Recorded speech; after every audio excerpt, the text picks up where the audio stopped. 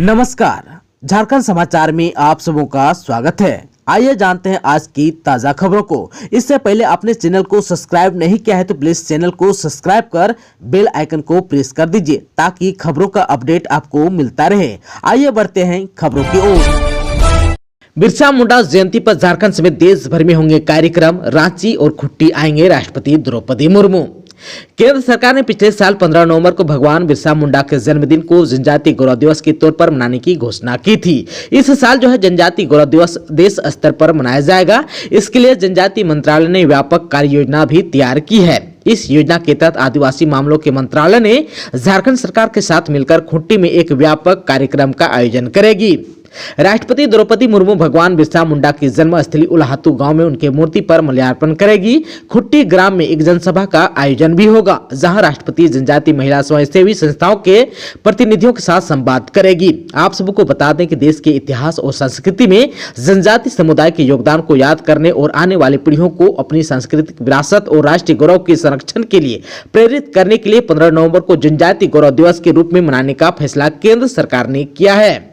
आप सबको बता दूं कि राष्ट्रीय स्तर पर होने वाले इस आयोजन में 15 नवंबर को उपराष्ट्रपति जगदप्पी धनखड़ संसद भवन में केंद्रीय सांसद कार्य मंत्री और अन्य नेताओं की मौजूदगी में भगवान बिरसा मुंडा की प्रतिमा पर पुष्प अर्पित करेंगे। इसके अलावा कई राज्यों की राजधानियों और अन्य शहरों में राज्य सरकारें और राज्य जनजातीय अनुसंधान संस्थाओं के सहयोग से युवाओं और जनजातीय कलाकारों के मार्च आयोजन होगा। सांस्कृतिक कार्यक्रम, संगोष्ठी, निबंध लेखन, गीत, नृत्य, खेल, चित्रकला प्रतियोगिता और अन्य कार्यक्रम भी आयोजित होंगे। 1932 का खतियान और ओबीसी आरक्षण का बिल झारखंड विधानसभा से पास, विपक्ष पर बरसे हेमंत सोरेन। झारखंड में 1932 का खतियान ही स्थानीयता का आधार होगा। हेमंत सोरेन सरकार ने शुक्रवार को इस बिल को विधानसभा से पारित करा लिया। विपक्ष की ओर से इसमें कई संशोधन आए। प्रवर समिति को भेजने का भी प्रस्ताव आया, लेकिन विनोद सिंह के संशोधन को छोड़कर किसी भी प्रस्ताव को मानने से सरकार ने साफ इनकार कर दिया। वहीं आप सबको बता दूं कि विधानसभा सत्र के दौरान मुख्यमंत्री ने विधेयक में 3rd एवं 4th ग्रेड की नौकरी को स्थानीयता की नीति को नियोजन नीति से जोड़ा।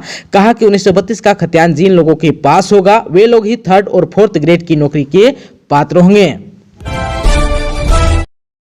झारखंड विधानसभा में गरजे हेमंत सोरेन, कहा कि जेल में रहकर भी कर देंगे आपका सुपड़ा साफ।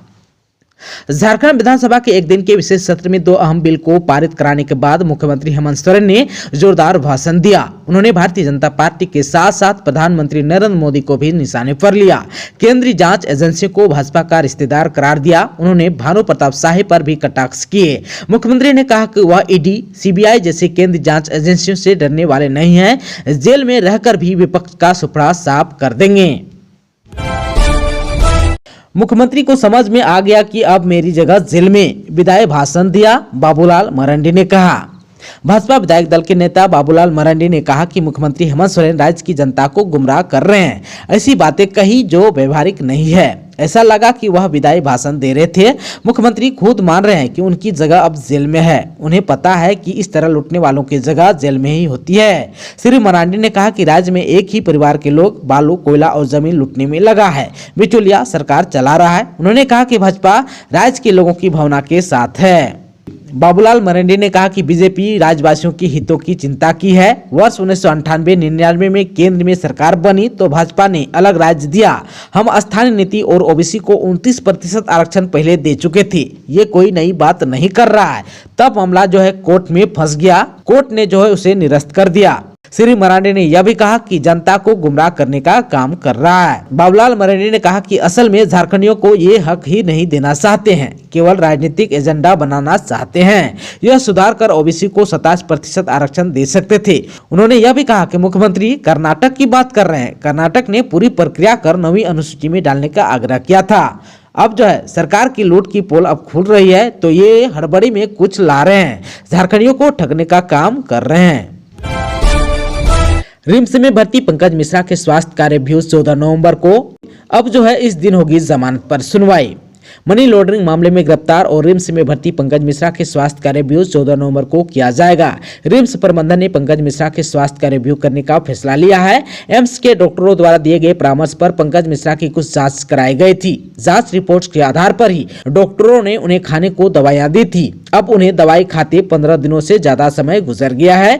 ऐसे में डॉक्टर यह देखेंगे कि दवा से राहत मिली है या नहीं।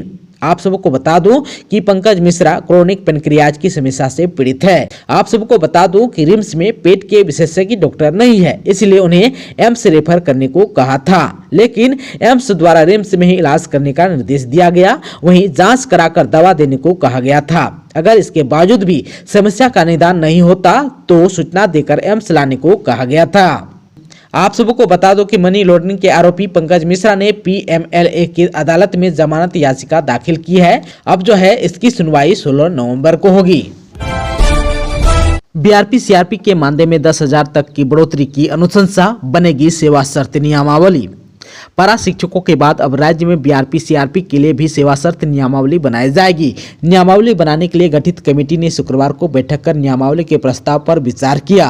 बताया गया कि सेवा शर्त नियमावली में BRP CRP के मानदेय में 10,000 तक की बढ़ोतरी समेत अन्य सुविधाएं देने का प्रावधान किया जा सकता है। वर्तमान में BRP को 15,500 और CRP को 16,500 मानदेय मिलता है। इसके अलावा BRP को 1,000 और CRP को 1,200 यात्रा भत्ता दिया जाता है। राज्य में लगभग 3,000 BRP CRP कार्यरत हैं। इनकी नियुक्ति सर्व शिक्षा अभियान के तहत हुई थी।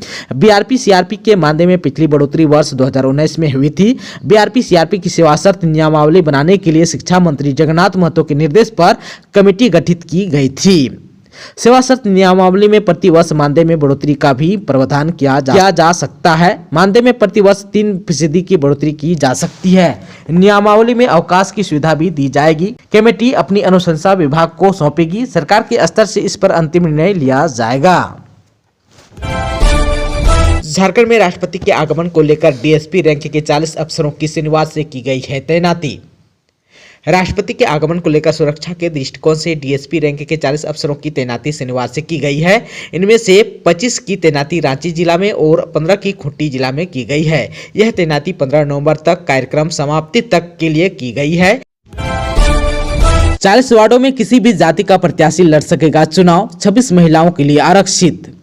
रांची नगर निगम चुनाव के लिए जिला प्रशासन ने आरक्षण रोस्टर तैयार कर गजट प्रकाशित कर दिया है। इस चुनाव में OBC आरक्षण समाप्त कर दिया है। इस कारण OBC के आरक्षित वार्ड सामान्य हो गए हैं। कुल 53 वार्डों में से 40 सामान्य की श्रेणी में आ गए हैं। 11 वार्ड ST और 2 SC के लिए आरक्षित किए गए हैं। निगम के 26 वार्ड महिलाओं के लिए आरक्षित किए गए हैं।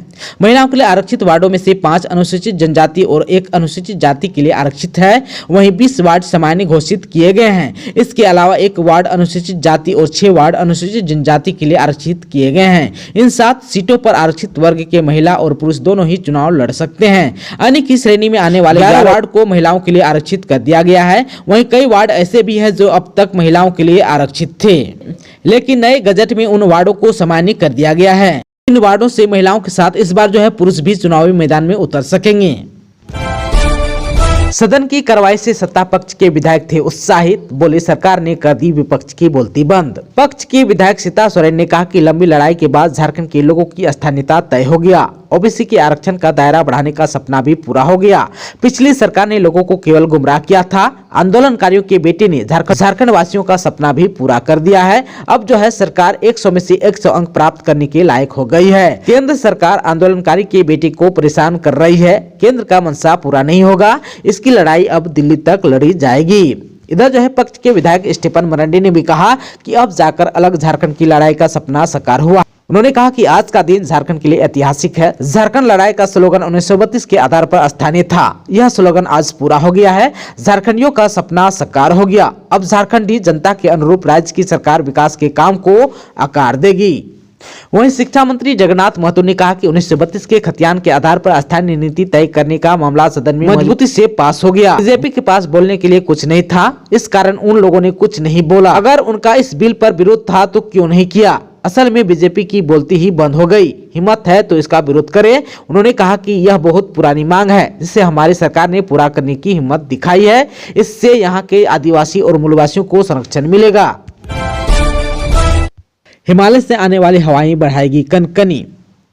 झारखंड में अगले सप्ताह से न्यूनतम तापमान में तेजी से गिरावट आने की संभावना है। महीने के अंत तक राज्य के लगभग सभी हिस्सों में सर्द हवाओं के कारण कनकनी बढ़ जाएगी। मौसम विभाग के अनुसार अभी 2 दिनों के अंदर न्यूनतम तापमान में कोई बड़े बदलाव की उम्मीद नहीं है, लेकिन आने वाले समय में हिमालय से आने वाले ठंड हवाओं से कनकनी बढ़ने की संभावना है। आप सबको बता दूं कि रांची स्थित भारतीय मौसम विज्ञान विभाग के वैज्ञानिक अभिषेक आनंद ने बताया कि अभी उत्तर पूर्वी मानसून के असर के कारण तमिलनाडु और आंध्र प्रदेश के दक्षिणी हिस्सों में बारिश हो रही है। इसका असर झारखंड के भी कुछ हिस्सों में देखा जा रहा है। पूर्वीय हवा के कारण राज्य के कई स्थानों पर हल्के बादल भी दिखे जा रहे हैं। इस कारण अगले 2 से 3 दिनों तक न्यूनतम तापमान में किसी बड़े बदलाव की संभावना नहीं है, लेकिन 13 नवंबर की सुबह से न्यूनतम तापमान में गिरावट देखने को मिलेगा, यानी कि आज से तापमान में गिरावट देखने को मिल सकता है। 14 नवंबर से और तेजी से न्यूनतम तापमान में गिरावट दर्ज की जाएगी। मौसम वैज्ञानिक अभिषेक आनंद ने बताया कि आने वाले समय में उत्तरी हवाएं और अधिक सुदृढ़ होगी। इसके प्रबल होने से ठंड में बढ़ोतरी होगी। उन्होंने बताया कि बिहार और झारखंड में हिमालय से आने वाले सर्द हवाएं ठंड में बढ़ोतरी करती है। फिलहाल राज्य भर में मौसम शुष्क रहेगा।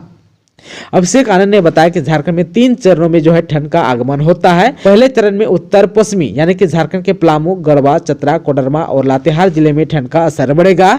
दूसरे चरण में मध्य झारखंड यानी कि रांची, बोकारो, गुमला, हजारीबाग, खूंटी और रामगढ़ में, और फिर तीसरे चरण में उत्तर पश्चिमी और उत्तर पूर्वी झारखंड में सर्दी आएगी।